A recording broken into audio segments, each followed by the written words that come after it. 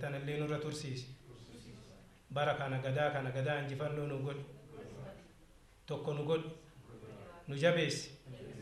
Barri quufaa fi gabbinna gadaan nagaa.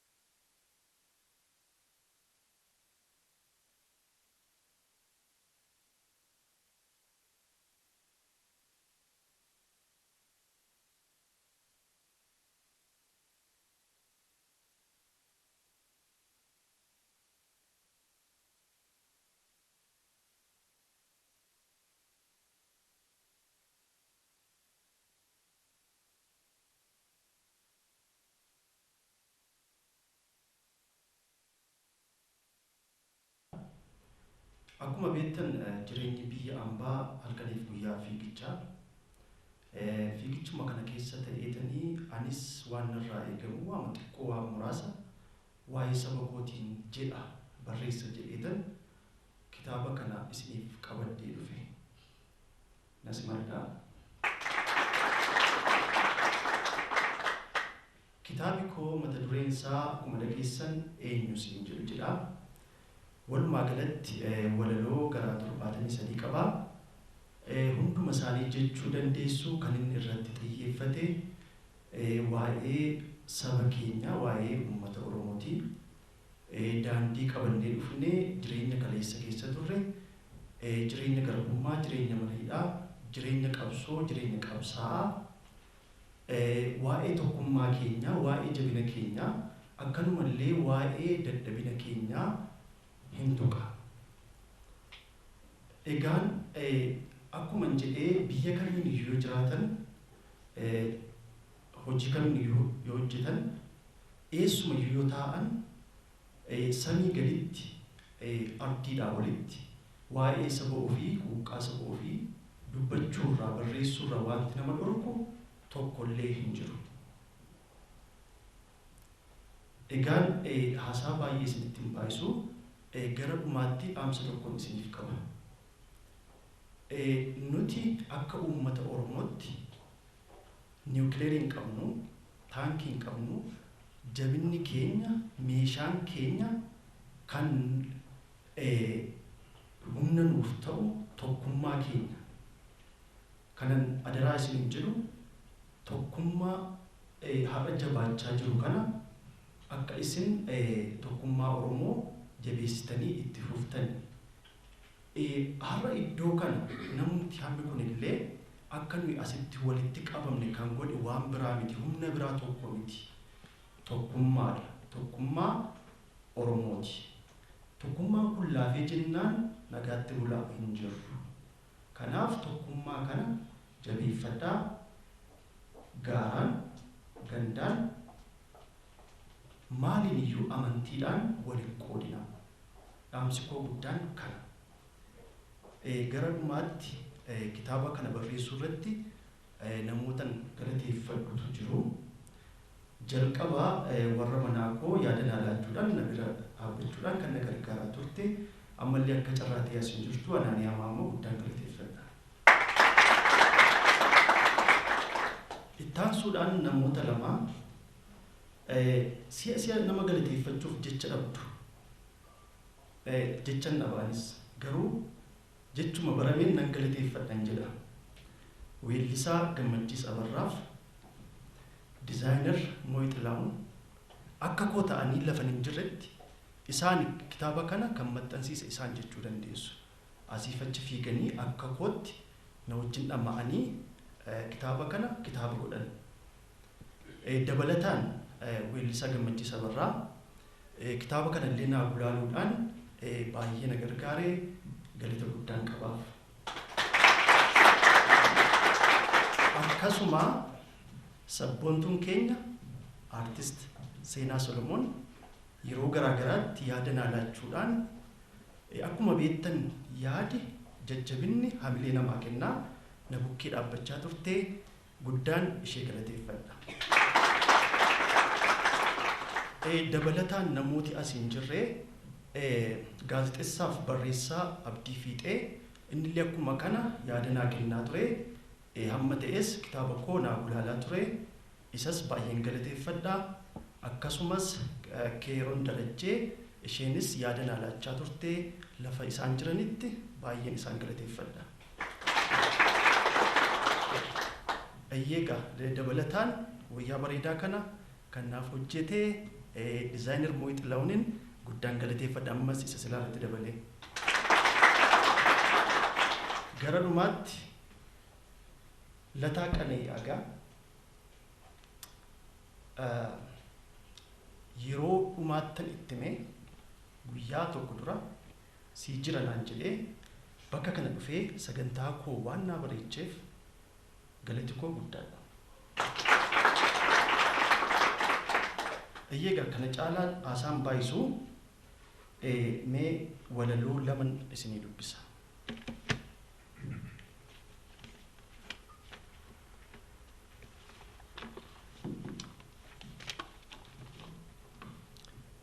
Eenyu siin jedhu si rakkoon jedhu moo si furmaati gaaddisa dhagaa moo gaaddisa mukaati isa kamiin jedhee maqaa siif moggaasu bifa isa kamiin yaadannoo kee kaasu goota siin jedhu ree kan diina naasise tuuta diinaa keessaa kan lammii ceesise moo gantuudha jedhu kan lammiidhaaf farraa gochaan kee kan taa'u madaallii kamirraa kan marfama diinaa cabsee keessa darbe gumaa qomoo isaa fi booreen isa qabe sadoo ofii dhiisee utuu qabuu dhabe Taaddasaa siin jedhu Taaddasaa Ilma Birruu moo Gobanaa jedhu kan diina gabbaru maqaa tokkummaatiin kan lammii dararu beekaadha siin jedhu beekaa abbaa malaa moo kan hin hubatin doofaa isa wallaalaa hoogganaadha jedhu baaroon si qixxeessu barcuma waaqoorraa fuudhee si teessisu jaarsa biyyaa jedhu kan lammii araarsu kan dabe qajeelchee karaatti deebisu moo siin jedhu gufuu isa lammii cabsu beekeessa wallaalee habta goorgis jedhu funyoo isa kamitti eenyummaa kee hidhu onnee kooti si aansuu si mararsiifadhu moo toobbata jedhee maqaa kee lagadhu qaroo ijaa jedhee si arguuf maraadhu moo habadan jedhee argaa kee kakadhu utubaa koo taataa mana koo ijaartaa moo godoo koo diddee addaan na facaaftaa si abdadhuu laataa rakkoodhaan abaaftaa moo atis dabaltee rakkoodhatti taataa hunduu harka keetii kan beeku si qofaa maqaa keen wallaalee kanaafan si gaaffaa.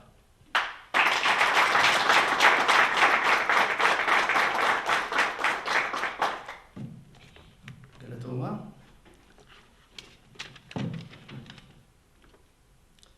Inni lammaffaan hiddaan urakuu jedha.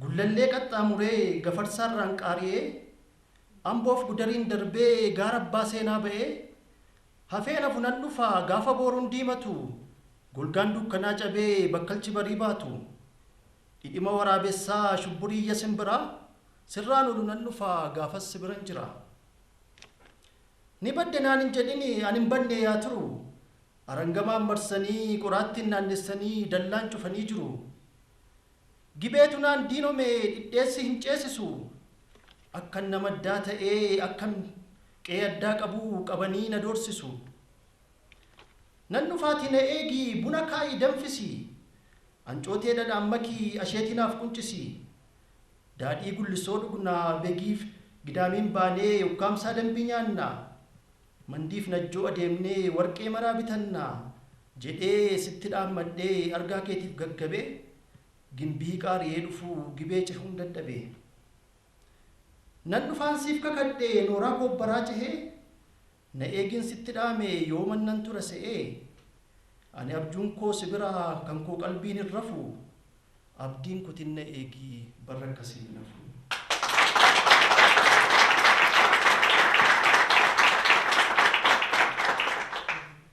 Ammas dabalee galatoomaan isiniin jedha kana jala isinitti hin baay'isu fixeera karaa goote.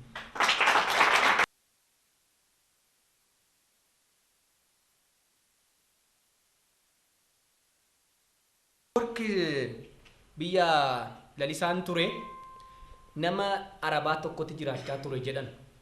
Haramni kun haadha manaa qabu, ijoollee kan biraan qabu, mucaa tokko qofa qaba. Haati manaasaa jalaa duuteetti mucaama tokko qabaa isuma guddifate. Arabaadha, biyya arabaarraadha kan keenyudha kan beeknudha. Sirna gadaa as dhufaatii keessatti abbaan dhalasaatti himaa kan inni dabarsu seenaan baay'een utuu hin barreeffamin jaarraa tokko oliidhaaf darbaa dabarsan kan inni nu bira ga'e. Asuma dhufaatii keenyatu waa barreessuu keessatti qoodi nu qabnuuf yookaan muuxannoo nuti qabnu bakki inni itti dhalaatu ture jechuudha. Haa ta'uutis immoo erga barnoota ammayyaa fudhannee waa barreessuu keessatti uummanni keenya sadarkaan irra jiru gadaanaa ture. Isa kanaaf jecha sabaaf sablammiin naannoo keenya jiran maqaa keenya, aadaa keenya, saba keenya maalummaa isaa xiqqeessuudhaaf tokko irratti, lama irratti, 10 irratti, 20 ol irratti nurratti barreessaa turan. Egaa waggoota dhiyeenya kanaa kaasee barreeffama waggootaaf nurra tuulamaa ture kana diiguudhaafitu uummanni Oromoodhaa, hayyuun Oromoodhaa gamanaa gamasii kan inni caalaa jalqabu waggoota dhiyoodhanaa jechaadha. Kanaaf aadaan barreessuuf, aadaan dubbisuudhaa gadi bu'aa ta'umsaa dararama guddaa nurraan ga'eera jechuudha. Egaan kana jechuuf maaliifan jedhaa seenaan keenya akka itti fufu, aadaan keenya bakka inni qabatee jiru jabaatee akka inni itti fufu barbaanna yoo ta'e, maalummaan keenya akka hin banne, akka hin dukkanoofne, akka hin dhimmisne barbaanna yoo ta'e barreessanii kaa'uun isa barreeffamu dubbisuun dirqama jechaadha. Warra waggoota dhibbaaf nurratti barreesseetu har'a warra dhugaa qaban fakkaata, seenaa dhugaa qaban fakkaata, warra biyya dhugaa qaban fakkaata. Kanaaf barreessuun, isa barreeffame dubbisuun shoora guddaa akkamii kan taphatu beekuun baay'ee gaarii isa jedhu asumaan yeroo barbaadetan. Barumsa barreessuuf dubbisuu keessaa immoo aartiin sadarkaa olaanaa qaba. Biyyi keenya yookaan ardiin kun warraaqsa sadii keessa kan isheen dabartee dhufte. Inni jalqabaa warraaqsa industirii kan nuti jennu bara 1950-60 dura warri seenaan ture warraaqsa industirii yookaan immoo industrial revolution kan jennudha. Industiriin sun kan godhe carraa hojii uumuudhaaf, oomishaa fi oomishtummaa dabaluudhaaf, dinagdeedhaan addunyaa irratti olaanaa ta'anii argamuudhaaf warraaqsa industirii kan godhamaa ture. Warraaqsi inni itti aanu kan godhamaa ture saba addunyaa kanarra jiraatu nyaataan sababa of dadhabeef bara 1950-60 asitti warraaqsa magariisaa yookaan immoo green revolution isa jedhamu kanaadha. Saayinsii fi teekinooloojii kallattii ta'een qo'annoon qonnaa irratti hundaa'uudhaan uummata addunyaa irratti baay'achaa jiraate kana akkamittiin qallamna yookaan akkamittiin nyaachifna kan jedhu irratti kan gaggeeffamedha. Warraaqsi sadaffaan inni warraaqsa isa amma keessa jirudha. Kun warraaqsa information teekinooloojii isa jennudha. Addunyaan keenya gara manufacturingii, gara qonnaa irraa baatee saayinsii fi teekinooloojii qofa irratti adda durummaa fudhachuudhaan addunyaa akkamitti to'annisa jedhudha addunyaan kan isheen gaggeessaa jirtu. Egaan addunyaan keenya kun kan isheen itti deemtu keessaa inni tokko gara saayinsii fi gara teekinooloojii jechuudha. Saayinsii fi teekinooloojii kanaa wajjin wal madaalawaa kan ta'e addunyaan kan isheen itti deemtu aartiidha tokko. Qorannoo fi qo'annoo sadarkaa addunyaa irra jiru yoo ilaaltan fuuldureen biyya keenyaa, fuuldureen addunyaa kanaa inni tokkoffaan aartiidha. Maaliidhaaf aartiin? Aartii keessa qabsootu jira. Warraaqsaa fincila xumura gabrummaa waggoota 4-5 darban gaafa geggeessinu adda durummaa taphachaa kan ture aartiidha. Qabsoo aartiin keessa hin jirre addunyaa keenya keessatti galma ga'ee hin beeku. Kanaaf aartiin kun qabsoodhaaf hammam gumaacha akka inni ta'e akkasumaan ilaaluu barbaadetan. Kan biroon addunyaan kun kana booda kan isheen itti deemtu, yaada ishee kan isheen ibsattu, madda galii guddaa gootee kan ishee yaaddu tokko aartiidha. Fakkeenyaaf dinagdee mootummaa biyya akka Ameerikaa kana fudhannee yoo ilaalle dinagdee qonnaa, dinagdee manufacturingii fi dinagdee sarvisii yookaan tajaajila kennuuti jenna. Tajaajila kennuun sadarkaa guddaarra jira. Biyyoonni tajaajila dinagdeen isaanii tajaajila kennuu irratti hundaa'e kan akka Awurooppaa, kaabaa Awurooppaa kanaa fi kan akka Ameerikaadhaaf biyya addunyaa kana dursu. Tajaajila yookaan dinagdee tajaajilaa kana keessaa immoo olaantummaa guddaa kan qabu aartiidha. Kanaaf maddi galii Ameerikaan aartii irraa argattu keessumatti dhaabbilee akka Hooliwuud irraa argattu sadarkaa addunyaa yookaan sadarkaa biyya ishee irratti galii guddaa kan jiru. Biyya Hindii kana sodhatanii yoo ilaaltan dinagdee manufacturingii population ishee baay'ee sababa wayyaa'uu gaafa dadhabamu tarkaanfiin Hindiin gara fuulduraatti fudhate tokko keessaa inni kan aartii Hindiidhaan gurguru, aartii Hindiidhaan jajjabeessu.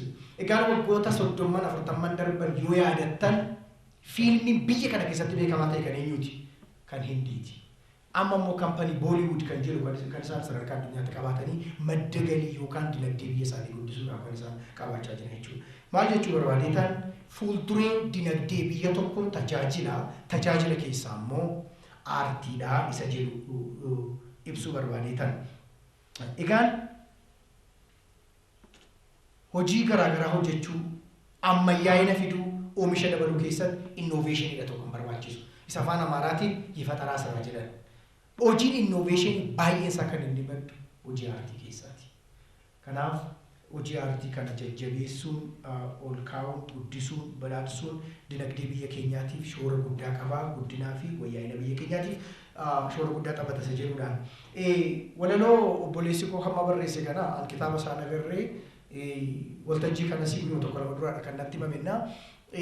Maal eenyu siin jedhu isa jedhu kana keessaan maaltu keessa jiraachuu danda'a laata jedhee shakka gaafan taa'ee ilaalunna. Inni tokko lama dubbisee nutti beeksiseera tokkoffaa. Eenyudha siin jedhu gaafa akka Oromootti eenyudha nuun jedhu ni jedhu. Jarraa kam keessatti baroota kam keessatti yeroo nuti waan kam caalaa yoo ta'e ilaalludha.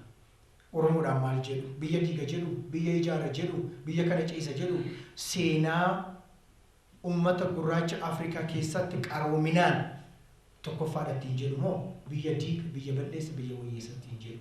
Eenyu siin jedhu akkuma samaatti illee of ilaaluun barbaachisaadha jedheetan yaada.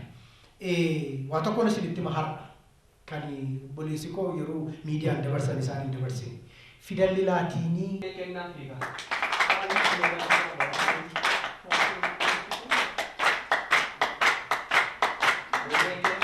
kitaabaa walaloo eenyu siin jedhu kana fakkaataa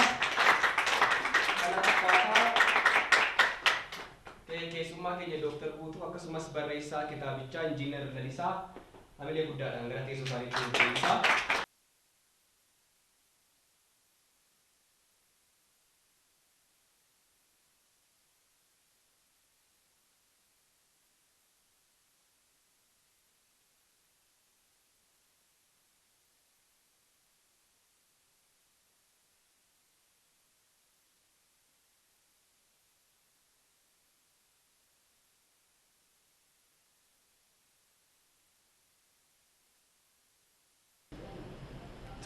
Egaa wanti akka kaase ani durumaa yeroon high schoolii baradhurraa eegalee walaloo nan barreessan ture yeroo garaagaraattis barreessaman ture jaalala walaloon qabaa kanaafan xinnummaa kootii kaasee barreessaa ture.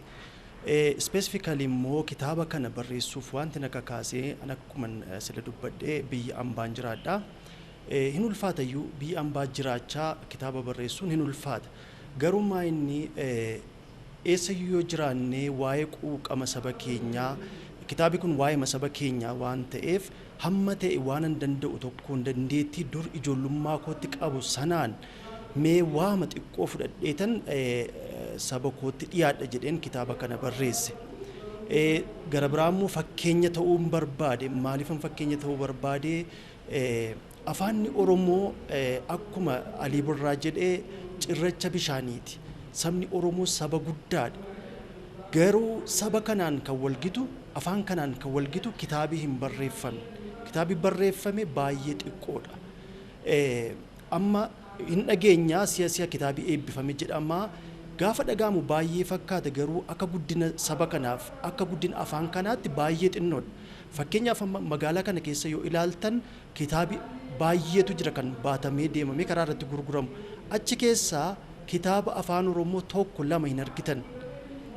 Kanaafiyyuu ganaa waan baay'ee tafa jechuudha. Innaa tokkoffaa fakkeenya ta'uuf Kana boodas namoonni dandeettii barreessuu qaban akka fuulduratti dhufanii barreessan namooti keenya immoo warri barreessuu hin dandeenye immoo warra barreessuuf hamilee akka isaan kennan kaalcharii kitaaba dubbisuu akka horatan hundumtuu kitaaba akka dubbisan dhaamsa guddaan godha.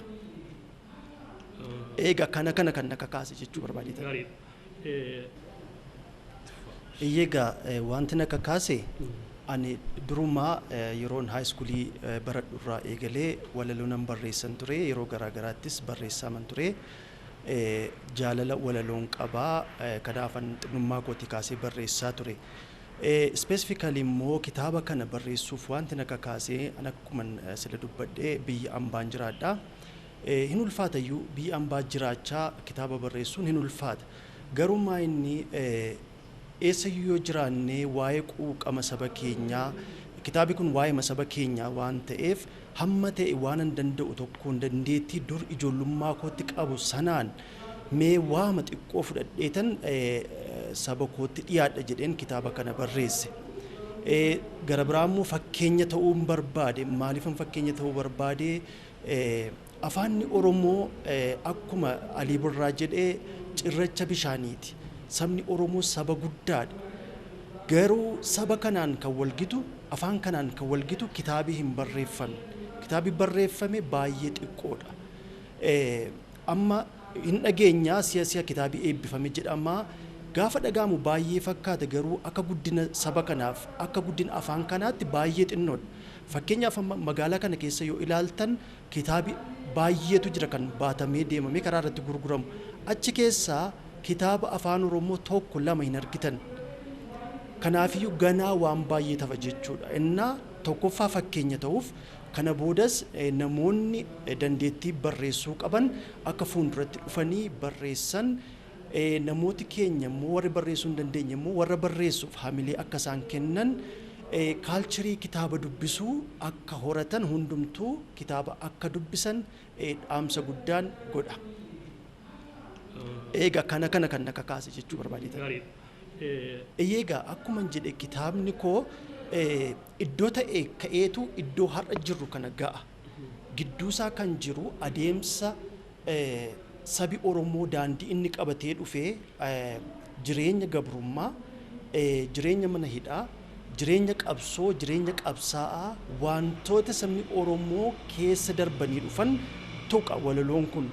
Waan biraa miti waa'ee saba keenyaati. Kana qabaa kanarratti xiyyeeffateetii walaloo kana kan saba Oromoo alattillee walaloon tokko kan saba Hamar ilaalu tokko barreesseera. Kana fakkaata.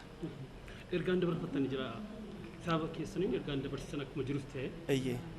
Akkasumatti immoo ergaan dabarfatanii jira. Ergaan dabarfadhu tokkoffaa waa'ee kitaaba kanaa jedheera hundumtuu kitaaba barraa'uu qaba kitaabni afaan Oromoo kitaaba dubbisuu namni kaalcharii sana develop gochuu qaba. Kana alatti akkuma uummataatti dhaamsan dhaammadhu jira. Tokkummaan uummata Oromoo haa jabaatu. Uummati Oromoo waan biraan qabu tokkummaa qaba.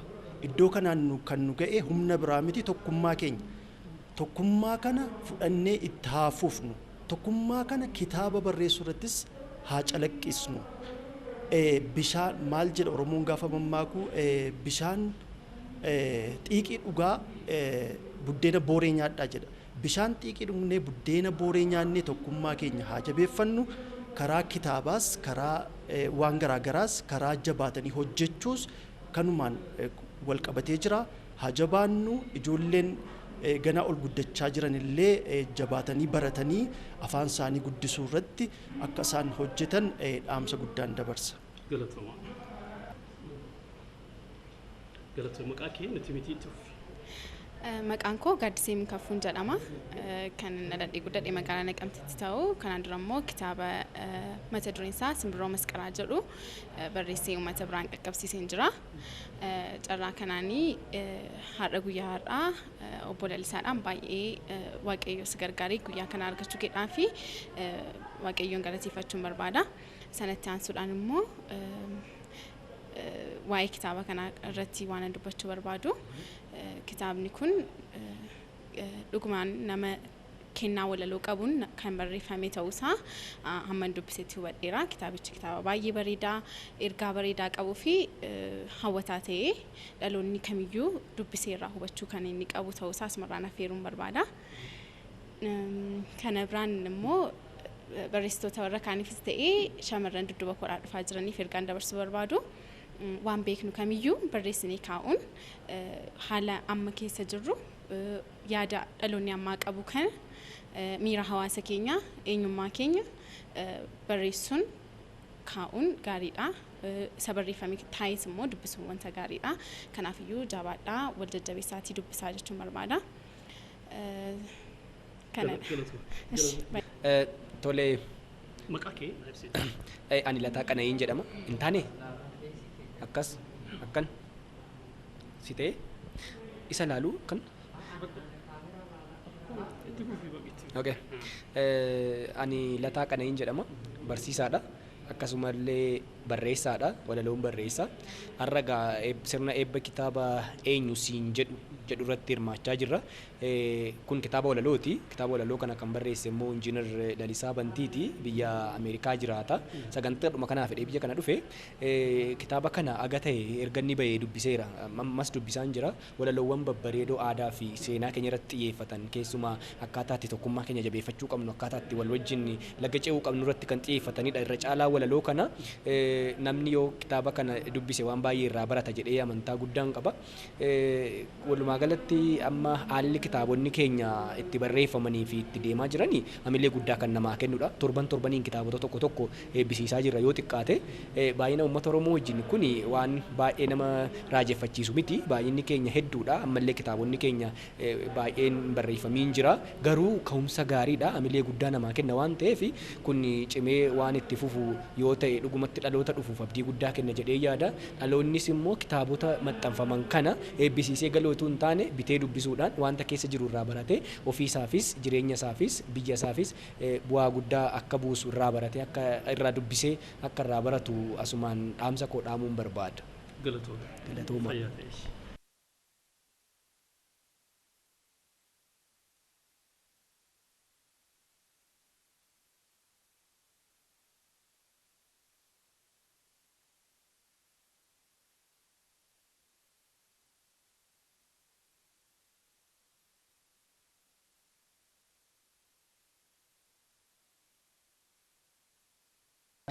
Amma kana lafuma jira kun baay'ee namatti barris bara walalooti nama walaloo barreessu keessaa immoo tokko dhiyootti mootii biyya kanaa ta'a harka rukkutaa calluma dhaatan ati isinitti himi.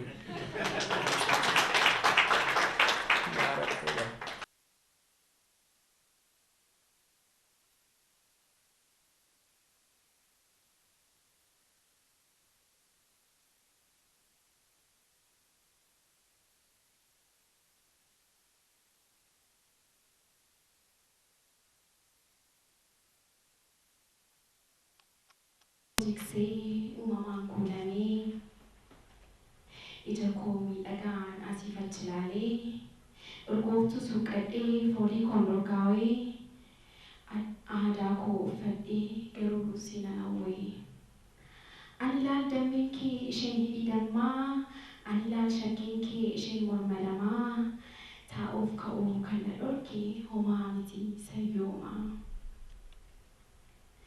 Ani magaaleen kee hubattuu shaggeen kee qaxaleen siif bultuu bareedduu jaartiin kee bari'u geggeessaa yoo dhi'u simannaa jaarsumatu wayyaa dhugaamsa yoomannaa.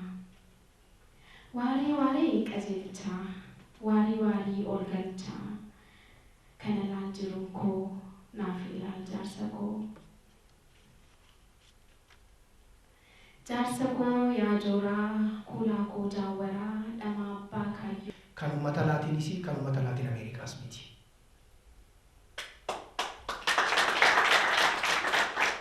Dubbisuu yoo barbaaddan kitaaba የውገና ድርሰቶችና እውነተኛ ታሪክ እንጀሉ ከነው በታቦርዋሚ ዱቢሰረት ገረፉን ገረዱ ማጥረቃ ቢሳ አከሚቲን ኡመኒ ኩሽ አልፋቤቲ ላቲኒቲ ፈየደማ ከንቱር አውሮፓን ደደብዴ Awurooppaan kan isaanii yaalanii gaafa dadhaban kan laatiinii kana fudhatanii caalaa dagaagsanii hamma kan isaanitti ta'e ootarni isaanitti ta'e abbaan qubee isaanitti ta'eeti jira. Oromoon shoora guddaa akkasii kan qabatee. Kanaaf akkuma sabaatti illee maal nuun jedhu kan jedhu kun wanta of ilaaluudha kan jedhee tayyaadha. Hayyoota baay'ee qabna sadarkaa addunyaatti looreetii kan ta'an sadarkaa addunyaa irratti wabii furmaata nyaataan of danda'u addunyaa warra furmaata ta'an keessaa kan akka looreet Profeesar Ejjetaa Gabbisaa fudhannee ilaaluu dandeenya. Gabbisaa Ejjetaa fudhannee ilaaluu dandeenya. Hayyoota gurguddooti qabna. Saayinsiidhaan, teekinooloojiidhaan. Kanaaf gaafa hayyuu taanu gaafa waa barannee irra jedhu mee maallaan jedhu furmaatan fidamoo aktivistiin tokko sanni barreesse fudhadheen duukaa dhaadhessaa ooleetan biyya diiga. Sabaaf sablammii kan walitti fidu, imaammata biyya ceesisu, galma tokkoon kan gahuun fidamoo isa qabee isa jedhu. Kanaaf akkuma hayyootaatti illee eenyu naan jedhu, eenyu siin jedhu inni kun tarii waa fayyadinnaa'ii jedheetan yaada. Abbootii amantaa baay'eeti qabna sadarkaa biyya kanaa keessatti. Abbootii amantaa biyya diigan, abbootii amantaa jecha biyya diigu, biyya faallessu dubbatantu jira. Abbootiin amantaa sila biyya jaaru, tokkummaa fidu, nagaaf tasgabbii uumu, abbootii siyaasaa gidduutti araara akkasaa akka uumamu godhu, laggii, vaaliyuu sistemii biyya kana tokko godhee gara fuulduraatti ceesisu qabna jedhaniitu hawaasaaf sabaaf sablammii walitti fiduudhaan ceesu. Kanaaf abbootii amantaatiin illee eenyu siin jedhu kun baay'ee barbaachisaa kallattii sanas ilaallachuu danda'aati jedheetan yaadannaa. Qeerroodhaaf qarree keenya amma gartaniittu ji'oota yaraa dura biyya Ameerikaatti wal guutummaadhaanitu iyyatti nutti banameeti jira. Shoror keessaadha qeerroon jedhamee. Nuti immoo qeerroodhaan maal jenna? Boba'aa jijjiirama amma dhufee kanaati. Boba'aa qabsoo adeemsa gara fuuldura turee fi gara fuuldura Oromooti jennee. Akkuma qeerrootti lafa jirrutti bakka jirrutti seenaa amma jiru kana keessatti maallaan jedhu akkamittan ilaalama akkamittan madaalama jedhamee ilaalamuun baay'ee barbaachisaadha jedhe. Kanaaf egaan boolalisaan kallattii irra barreesse qabaachuu danda'a jedheetan yaada. Garuu akka sabaattis akka nama dhuunfaattis akka beekaa tokkottis akka jiraataa tokkotti maallaan jedhu ni jedhu kun tarii seenaa amma jiru kana keessatti yeroo itti of ilaalluudhaayi jedheetan yaada. Gara dhumaatti wanti jechuu barbaadu kitaabii faayidaa maalii qaba isa jedhuun kallattii dinagdeetiin uummata tokko tokko dubbachuu barbaadu. Uummanni keenya beekumsatti kan inni dhiyaachuu danda'u yoo kitaabii lafa jiraateedha. Inni kamisee jiru kan inni barreesse yoo kitaabii inni kamisee jiru beekumsa inni qabu kan inni lixaaf kibba jiru kan argachuu danda'u yoo waa barreeffamee lafa kaa'amedha. Kanaafuu baay'een keenya yuunivarsiitii gallee warri baranne inni nu kilaasii keessatti baranne beekumsa yaraa nu kenna. Achi ba'anii waan barreeffaman dubbisuudha kan nama beekaa, nama ga'a, nama godhu. Kanaaf kitaabii beekumsa jajjaboo ta'anitti akka dhiyaannu nu godhaa isa jedhu. Beektonni keenya ga'umsa keenya kan inni kallattii nutti sheerii goonu yoo waa barreessine, yoo waa ol keenya, yoo kitaaba barreessine qofaadha. Kanaaf hubannoo qabnu kana fudhannee biyyoolin namoo hubannoo qabnu kana uummata keenyaaf sheerii goona. Fakkeenya nama tokkoon isinii kenna. Hararitti nama baratee Bolodiyaa nama jedhamu beektu jedheetan yaada. Bolodiyaa jechuun seenaa Afrikaa keessatti baayookeemistirii isa jalqabaati. Hayyuu baayookeemistiin addunyaan kun hamma har'aatti deebitee argachuudhaaf qabsoo gootudha. Baayookeemistiin kun kan inni gochaa ture yuunivarsiitii Finfinneedhaa gaafa barsiisu. Waaree booda Haramaa yuunivarsiitiidhaa barsiisaa. Borganama kaartumii barsiisaa. Iddoo kan biyya Afrikaa kan biraatii barsiisa. Garuu hayyuu kana wanti gaafatamaa ture yeroo dheeraadhaaf namni kun kan inni obbaafate addunyaa kanarraa erga du'aayin biyya fudhateetii waa jedhe beekumsa kee kana barreessii ol kaayiitti jedhu turan. I am a living book kanaafuu na dubbisaa jedhu. Hayyuun kun kitaaba baay'een barreessine garuu hin darbe. Beekumsa nama kana keessa jiru poteenshaalii nama kana keessa jiru kan dhabne lafarraa darbuuti. Waan nama dhibu warri fiiziksii barattaniif keemistirii barattan buucheemoo biraadii warri jedhaman kun gaafa Bolodiyaan baratu kilaasiidhaan dudduuba taa'u turan. Warri kitaaba barreessanii addunyaa kanatti fiizistii beekamaan keemistii beekamaadha warri jedhaman kun. Garuu isaan kitaaba baay'ee barreessanii nan keenyaan barreessine. Beekumsa keenyaaf dandeettii keenya addunyaadhaaf uummata keenyaaf qooduu kan dandeenyu kitaaba barreessinee ol kaa'uudhaaf isa dubbachuu barbaadeetanii. Dhaloota dhufu. Kitaaba irra barreessuun dhaloonni dhufu akka nama dubbisu goona. Kaalcheeriin waa dubbisuullee akka inni horatamu goona.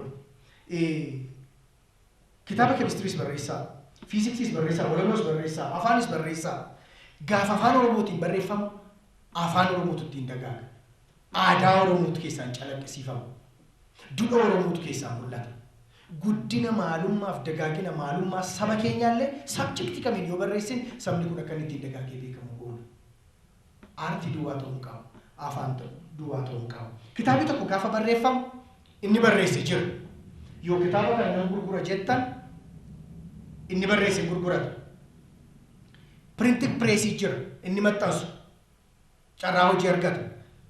Waraqata jira, maashinii jira, qalamatu jira. Kun hundumtuu dinagdee sochoosa jechuudha.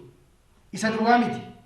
Warra wholesaler afaan Oromootiin maal jedhama jimlaa akaafayitu jira. Hojii argatu. Isa duwwaa miti. Warri raabsan jiru. Warra raabsan duwwaa miti. Warri deemanii immoo gurguran jiru. Kitaabni tokko ittiin barreeffamtee lafa kaa'uudhaan hidhata dinagdeef madda galii guddaa baay'eedha kan inni fiduu danda'u. Hin beektan ammas magaalaa kana keessa warra kitaaba naannessan agartanii beektu. Uummata keenyaa kitaaba gandaa gara ganda tokkotti tamsaasuu agartan. Waan gatii hin qabne fakkaata. Yeroo hundumaan dubbadda kan lafa hektaara 2-3 baadiyyaadha qabaachuun kitaaba magaalaa Finfinnee keessa naannessuu madda galii guddaadha kan inni fidee dhufu. Si'a baay'inaan sarveen godha meeqa gurgurtee ooltaan jiraan. Kitaaba meeqa gurgurtee jira. Kitaaba 2-3 caalaan gurgurre meeqa irraa argattaan jiraan. Okay, torban keessa ji'a keessa guyyaa 30 jira. Birrii meeqa irraa argattaan jiraan. Qote bulaan keenya tokko yoo boqqolloo qotate yookaan baalleedhaaf horsiisanii jiru qamadiif garbuu yoo qotate meeqatti baasaa meeqatti faacaa meeqa irraa argataa waliin arguu waaqaaf lafa. Kanaaf kitaaba barreessuun litireechariin addunyaa keenya irratti iyyuu madda dinagdee guddaa kan sochoosuu danda'udha. Sababa ta'eef namoonni dandeettii akkasii qabdan namoonni kennaa akkasii qabdanii barreessuu irraa akka of hin qusan dubbisuu irraa akka of hin qusannanii asumaan galfata isinitti kenna. Akkasumas immoo waan barreeffaman kan dubbisuudhaaf of kennuun baay'ee barbaachisaadha. Yoo kana goonetu warra barreessan jajjabeessina.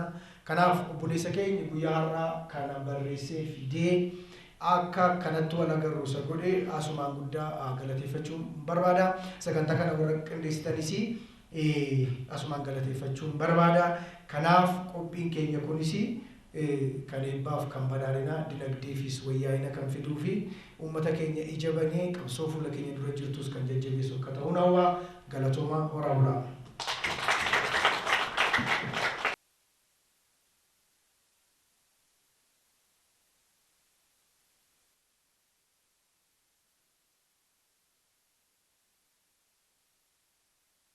Amma wanti tokko gaafa ta'u akkaafuu akkas ta'ee jedhu. Baga akkas ta'ee jechuudha. Akkaafuu ture mana barumsaatti galmaa'uu deeme. Mana barumsaatti galmaa'uu deemee maqaan keenyu jennaan akkaafuu jedhe. Mindinno akkaafuu. Bakka min kafuune anta. Jedhanii maqaa bareedaa kana fuudhanii min kafuu godhanii jechuudha. Bara akkasii keessa darbinee as geenye. Afaan Oromoonis dhiibbaa akkasii keessa rakkina akkasii keessa darbee as ga'e. Har'a gaafa as kana steejii irra gorree haasofnu waanuma salphaatti dhufe waanuma karaa qajeelaa irra deemee dhufe nutti fakkaachuu danda'a. Kun fakkeenya gaaddisa ishee as keessa jirtuun sinii kaase. Mana eessaa keessa yoo deemtan seenaa jallaa akkasii meeqaan meeqa argitu jechuudha. Dooktar Gammachuu Magarsaatu yeroo tokko waa'ee nama tokko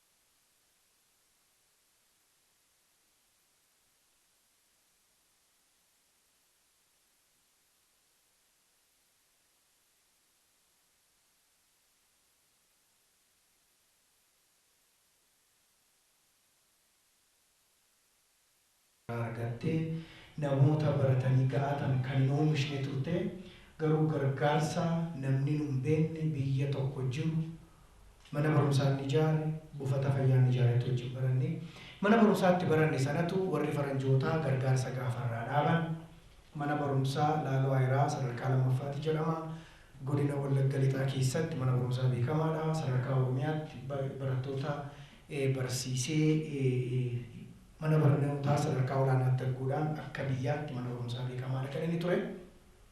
Mana barumsaa kanatu kufaatirra gaafa ga'utu aluminaayii mana barumsaa sana qabna turre akkamittiin deebifnee ijaarraa. Faranjiin bara baay'ee nu gargaarte nutti dadhabdeetti. Waggoota 50, 60, 70 nu gargaarteetti. Amma manni barumsaa kun nama barsiifatee sadarkaa guddaadhaan gangaate qaba namoota kana walitti qabnee kan ittiin mana barumsaa kana oolchinaa kan jedhudha. Manni barumsaa kun sadarkaa cufaatii irra kan ka'u gaafa inni ga'utu akkaataa itti nama dammassan laphee namaa hatanitu walaloo tokko barreeffamee ture gaafa sana. Lalisaa Faduu Waamini yookaan anis walaloo nan danda'a ta'a walaloo waa'ee mana barumsaa sanaa barreeffame tokkoon isinii dubbisaa akkana jedha. Qeekoo yeroo ijoollummaa jedha. Hangafa burqaa hayyootaa jaattaan mana kumootaa riqicha jiruuf jireenyaa faayaaf simboolamii keenyaa jalqaba madda qaroomaa qaanqee faguca eenyummaa qeekoo yeroo ijoo. Amma wanti tokko gaafa ta'u akkaafuu akkas ta'ee jedhu baga akkas ta'ee jechuudha. Akkaafuu ture mana barumsaatti galmaa'uu deeme. Mana barumsaatti galmaa'uu deemee maqaan keenyu jennaan akkaafuu jedhe. Mindinno akkaafuu. Bakka min kafuune anta jedhanii maqaa bareedaa kana fuudhanii min kafuu godhanii jechuudha. Bara akkasii keessa darbinee as geenye. Afaan Oromoonis dhiibbaa akkasii keessa rakkina akkasii keessa darbee as ga'e. Har'a gaafa as kana isteejii irra gorree haasofnu waanuma salphaatti dhufe waanuma karaa qajeelaa irra deemee dhufe nutti fakkaachuu danda'a. Kun fakkeenya gaaddisa ishee as keessa jirtuun sinii kaase. Mana eessaa keessa yoo deemtan seenaa jallaa akkasii meeqaan meeqa argitu jechuudha. Dooktar Gammachuu Magarsaatu yeroo tokko waa'ee nama tokko